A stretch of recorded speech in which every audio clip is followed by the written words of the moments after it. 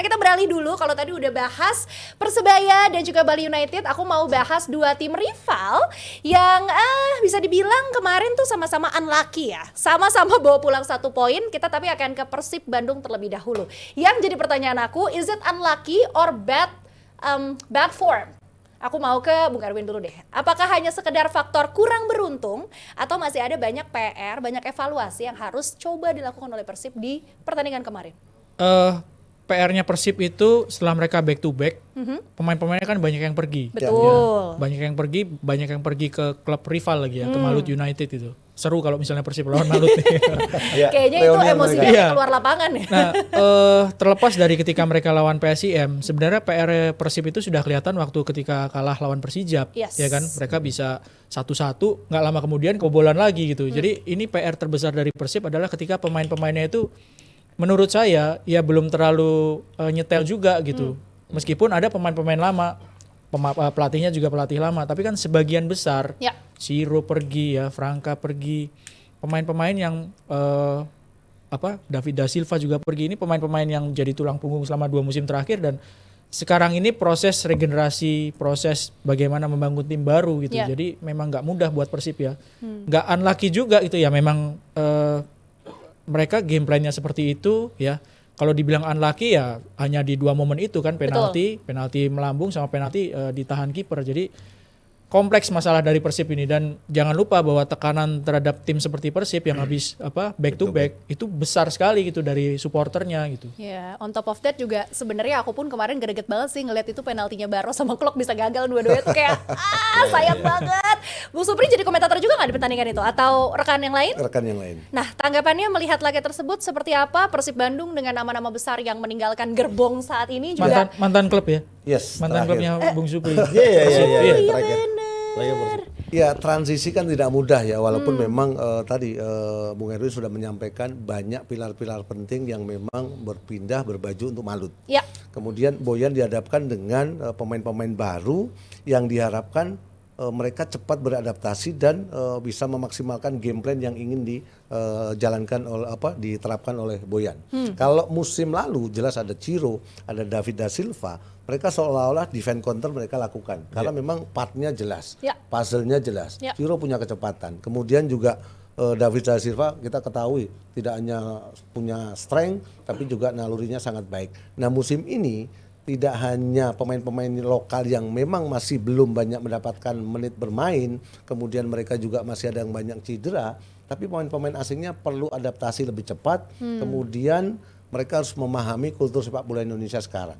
Iya, benar ini yang menjadi permasalahan. Sehingga ketika mereka itu mampu beradaptasi dengan cepat, game plan Boyan pasti akan bisa terencana dengan rapi. Iya sih, satu hal yang juga menjadi tricky adalah dengan banyaknya pemain asing, kultur sepak bola yang berbeda, ini akan menjadi satu tantangan tersendiri. Karena William tipikalnya bukan seperti Ciro, yang punya kecepatan.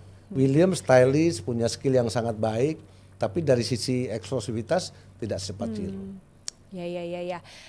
Kak Oki katanya, kata Abrar nih, aku dibisikin, punya kesan tersendiri sama William, memang iya? Enggak ya kalau sama William. Tapi aku bingung antara ada 2 pemain yang namanya satu William, satu William. William ya, ada U pakai U. Iya, yang satu dari Jawa tuh William gitu. Kan yang satu William, yang satu William ya. Yes. Nah, aku tuh ngelihat kemarin kan si William main di babak kedua dimasukkan. Nah, setelah di babak kedua dimainkan kelihatan perubahan permainan dari Persib. Persib jauh lebih banyak menekan PSIM. Terlepas dari penampilan Cahya Supriyadi yang kemarin bagus sekali, dia berhasil menepis tendangan penalti terakhir Mark Klok itu sebenarnya ya nggak ada yang bisa dibilang di pertandingan kemarin selain Persib tidak beruntung saja. Aku boleh nanya nggak? Boleh dong. Mumpung kiper ya. Nonton dong. waktu Cahya Supriyadi Nonton. Itu cybernya gimana kalau menurut Oki? Kan dideketin terus. Iya. Ya kan? Bola digeser-geser Betul. Karena menurutmu gimana? Ini adalah tendangan penentu, poin juga. Kalau kau bisa tepis poinmu selamat, kalau ini gol bakal 3 poin untuk Persib. Makanya kayaknya Cahya dari awal itu mulai Mark Klok juga tidak meletakkan bolanya di posisi titik yang tepat tuh. Kayaknya agak sedikit di depan karena mungkin itu mungkin ya lobang di tempat Dalam. tendangan penalti itu lumayan masuk. Ya. Jadi dia taruh ke depan, Cahya bola balik, udah diletakin dia geser, diletakin. Paling nggak konsentrasi kepecah juga. Pengaruh juga itu. Pengaruh, sudah pasti pengaruh. Itu menit terakhir dan dimenangkan oleh Cahya ya. Secara mental Cahya jauh lebih siap ketimbang Mark Klok. 2 penalti terbuang gitu aja di kandang Jogja. Tidak ada kata lain selain nggak beruntung aja Persib. Oke, Kalau jadi kiper seperti itu ya. Cyborgnya- Kalau pemain cyborgnya cuma oke. 2. Jadi pecundang atau pahlawan. Atau jadi pahlawan. Aduh, takut Betul. banget. Iya, kalau penjaga gawang penalti ya udah lah ya. Dia cuma ada pilihan jadi pahlawan. Kalau Iya, gol iya, ya sudah iya, memang iya. harus gol. Apalagi kan itu kan tendangan yang memang sangat krusial untuk bisa bisa Persib Poin mendapatkan penuh. Iya, poin. poin penuh atau bawa pulang 1 poin. Itu pertandingan Bonus buatku hilang dong Ki. ada tapi kan enggak 100% jadinya cuma 50% aja. Itu pertandingan menurutku seru sekali tuh kemarin. Tapi Cyborgnya oke loh. Dan Iya, iya, Cahya iya, dipanggil iya. ke timnas U23 kan? betul. Iya, Jadi iya. memang selalu Cahya ada. kemarin timnas U23 juga kan? Iya. Jadi ini nanti dipanggil lagi nanti. Dipanggil lagi. Iya. Ya buatku Ke layak lah dia kualifikasi Piala dipanggil. Asia ya. Piala Asia. Layak sih dipanggil. So much things to see nih memang kalau kita bahas sosok yang satu ini ya. Tapi tadi ada satu komen yang aku lumayan tertarik tuh. Boleh agak dinaikin dulu nggak? Kakak Abrar tadi ada yang bilang katanya Persib itu pemain asingnya semua memiliki ego yang cukup tinggi. Aku mau ke Bung Erwin sebagai seorang wartawan senior. Siapa tahu ada gogon-gogon gosip-gosip underground. Apakah benar? Kalau pemain asing tuh kan biasanya mereka membawa kultur dari negaranya masing-masing. Apalagi dengan pengalaman mereka yang memang bisa dikatakan bermain di liga yang lebih baik dibandingkan liga di Indonesia gitu.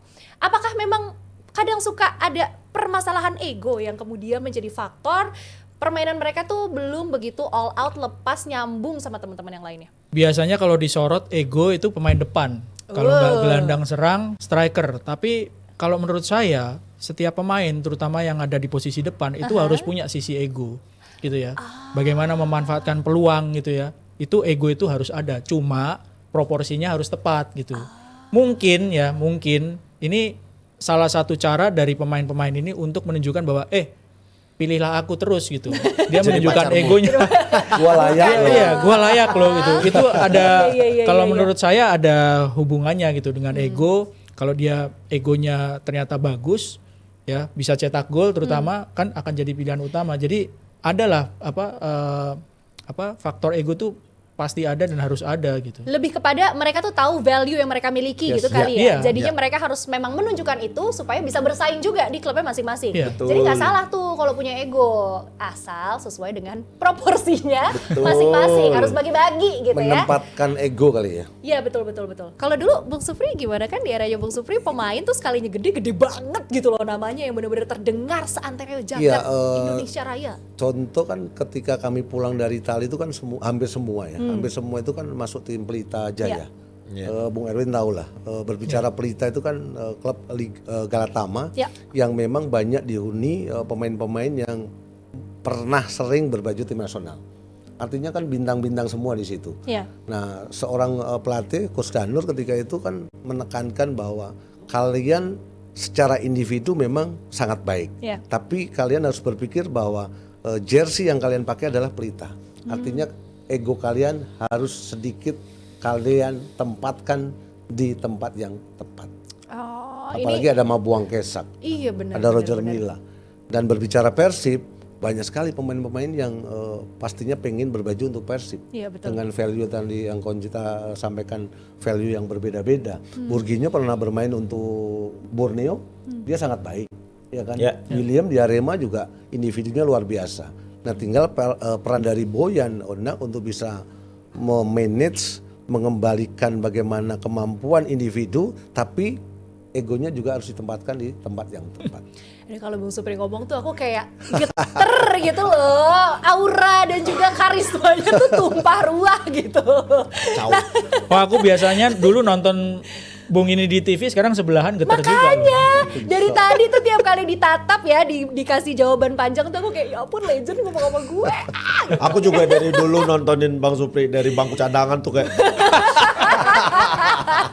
Kenapa ya harus ada bangku cadangannya di emphasize gitu? Ya karena nggak mungkin kan bangku cadangan saya bawa ke dalam lapangan ya, harus dari pinggir saya mau nggak mau ngelihatnya. Nah, aku sekarang mau ke Kak Oki lagi. Sesuai janji, ini ada porsi untuk ngoceh-ngoceh agak panjang nih. Karena sekarang kita bahas situasi di luar lapangan hijaunya. Seperti yang kita tahu, pertandingan kemarin Persib udah seru banget pertandingannya, tapi ternyata Betul. masih harus ternodai sama adanya kericuhan-kericuhan. Mau sampai kapan sih kita kayak gini? Aku tuh bingung sebenarnya. Mau ditanya kalau sampai kapan? tanggapannya Kak Oki? Nggak ada habisnya ini. Lah orang itu kan nggak punya otak semuanya. Nggak ada pikirannya itu. Orang-orang seperti itu otaknya memang nggak ada. Udah selesai. Lagi rame loh pakai otak loh. Apa tuh? Apa tuh? Lagi rame loh di sana. Urusan mereka ini. Aku bahkan sempat ada kepikiran, udahlah malas ngomongin sepak bola lagi karena buatku capek mengedukasi, ngasih tahu semua segala macam. Lihat ya pertandingan Persib lawan PSIM kemarin itu pertandingannya seru sekali. Yes. Keputusan wasitnya tepat, penggunaan VAR-nya tepat, semuanya tepat. Maksudku, kenapa harus ada kericuhan? Dibilang semua segala macam. Ini udah gini aja, dikasih tahu supporter dilarang away. Udahlah nggak usah datang, nonton di rumahmu aja atau bikin nobar di kotamu, selesai. Tapi sedih banget gak sih? Maksudnya di negara yang sangat mencintai sepak bola dan terbukti dengan banyaknya jumlah fans di Indonesia Betul. gitu. Kenapa pemahaman itu sepertinya sulit sekali untuk bisa Memang nggak bisa aja, nggak bisa berpikir. Maksudnya gini, aku nggak nyalahkan siapapun, Ya. tapi kalau harus disalahkan dua-dua salah. ya.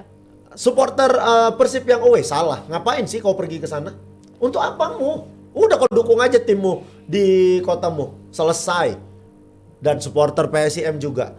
Kalau kau memang dewasa, nggak harus kepancing dan bikin kerusuhan. Iya. Kalau memang ada segala macam, selesaikan. Udah suruh pulang. Udah ya, kalian balik ya gitu. Selesai, pertandingan sudah selesai. 2 kali 45. Ngapain kalian bikin pertandingan selanjutnya di luar lapangan? Kecuali dibayar kalian itu. Kalau dibayar nggak apa-apa, tanding kalian. Tapi kalau bisa jangan bikin rusuh tandingnya, jangan ngerusak semua segala macam. Capek, pusing, sampai bebuih mulut kita ngomong. Nggak, susah itu, susah. Tapi lega kan Kak disalurin di sini. Pas dong. Lega, segmen ini.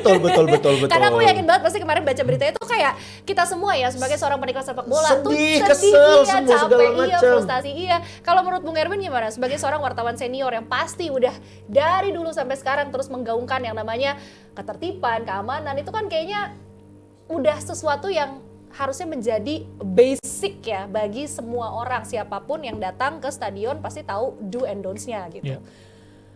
Sebelum musim kompetisi ini bergulir kan ada suara-suara yang mempertanyakan ini boleh nggak sih away?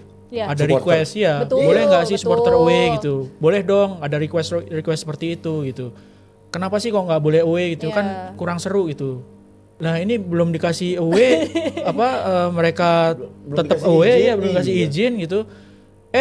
Kejadian seperti itu. Iya. Terus bagaimana? Apa yang membuat Kita bisa kasih izin. Iya, apa yang membuat pengelola keamanan itu bisa Iya. kasih izin? Kan sayang gitu loh. Benar, Artinya benar. gimana mau menunjukkan sesuatu tapi yang ditunjukkan adalah sesuatu yang nggak patut untuk ditiru Iya. gitu. Itu yang apa nggak belajar sih dari tragedi Kanjuruhan? Ya gitu. enggak lah. Udah pasti enggak. Kalau belajar enggak akan ada kejadian kayak gitu. Makanya kan Aku selalu Ngobrol bilang, sama kakak loh. karena aku kalau ngomong gini selalu punya perasaan yang sedih sebenarnya. Pasti, Karena pasti. kita kalau mau bareng itu jalannya harus bareng-bareng. Iya. Aku bilang ada 3 atau 4. Pokoknya bukan cuman federasi, bukan cuman klub. Bukan cuma supporter. Jadi ini kalau mau jalan 3-3, supporternya baik, Iya. federasinya baik, klubnya nggak baik juga Iya, iya. nggak bagus untuk sepak bola. Klubnya baik, federasinya nggak baik, federasinya baik, supporternya nggak baik, kayak gini kerusuhan. Iya. Supporter baik, klubnya baik, federasinya berantakan, nggak bisa. Jadi ini memang harus jalannya bareng-bareng. Federasinya dibenerin, timnya dibikin profesional dibenerin, ya supporternya dibenerin juga. Walaupun susah tapi ya pelan-pelan harus bisa. Ini baru pertandingan ketiga udah rusuh. Alah pening lah kepalaku. Kayak mana lah ini lagi. bagian ini kita kasih umpan aja. Oki yang sundul terus. Iya, ini aku Oki yang eksekusi terus. Bingung aku coba mikirkannya. Baru 3 pertandingan kayak gini. Udahlah kalau lagi timmu away udah bikin aja nobar di kotamu. Toh kan sekarang disiarkan. Iya. Itu tadi bilang bukan nggak boleh nobar, boleh bayar. dengar. Kan itu ada licensingnya, ada license-nya. Tapi ini ada komen yang menarik juga nih. Sorry aku potong Kak Oki. Di Eropa juga rusuh supporternya. Banyak kasus juga, tapi pihak sana bisa menangani dengan baik. Apakah harus kena lifetime ban seperti Inggris? Jangan ke stadion seumur hidup. Lah, perlu itu. Perlu. Udah dihukum, nggak boleh nonton seumur hidup, ditandai orangnya semua ditangkap, dijat satu difotoin, cekrek, Ini ditempel. konsepnya kayak rampok-rampok gitu ya, Iya, fotonya ditempelin di stadion. Terus bikin tulisan, ini orang bikin malu. Di satu stadion ditempeli. Dia juga mau masuk, aku ternyata bikin malu ya. Itu jadi ada introspeksi dirinya kayak Bung gitu. Supri bagaimana? Ini kan versi menggebu-gebunya. Iya. Versi tenangnya nih bagaimana? Kalau saya sih cuman menghimbau merubah mindset bahwa sepak bola pemersatu bangsa. Itu Ya. dulu, ya kan? Kemudian dengan sepak bola sekarang yang dibangun di eranya Pak Erik dengan 7 pemain asing, kemudian dengan transformasi sepak bola yang sudah sangat baik, Ya. berdampak tim nasional, harusnya ada ketegasan. Ketegasan di situ nggak cuman denda 20-50 juta, Iya, tapi iya, ketegasan tadi punishment yang memang bisa meredam situasi ketika para supporter datang di tempat lain gitu loh. Bener sih, Karena kayak kalau di nggak ada Indonesia. ketegasan juga akan begini-begini terus. Bagaimana industri sepak bola akan terbangun kalau elemen seperti supporter yang sejauh ini menjadi elemen yang penting juga dalam membangun industri sepak bola anarkis. Iya. Tapi kayaknya emang di Indonesia tuh lebih ampuh cara yang tadi disaranin Kak Oki sih, fotonya di print ditempel, lebih malu. Kalau denda-denda doang tuh kayak ngambang aja gitu. Sama buatku mungkin Ya kan 50 juta kayak satu. Arema dihukum tanpa penonton. Itu kasihan loh klubnya. Ya. Iya. Yang tadinya pemasukan harusnya bisa datang dari supporter semua segala macam. Nah, ini kalau supporter berpikir dengan logikanya, kalau memang kau sayang sama timmu, kau sayang ngedukung timmu dengan kebanggaan, ya udah, ayo dukung dengan baik. Pemasukan klub itu salah satunya adalah dari tiket pertandingan semua segala macam. Kalau timmu dihukum, nggak bisa nonton, nggak ada pemasukan tim kayak begitu, tim bakal susah juga. Kan itu efeknya panjang kemana-mana kayak begitu. Kemarin aku ada lihat video, sepotong video pertandingan Persib lawan Malut. Ini terkait supporter aja ya. Ada salah satu supporter Persija, Persija lawan Malut.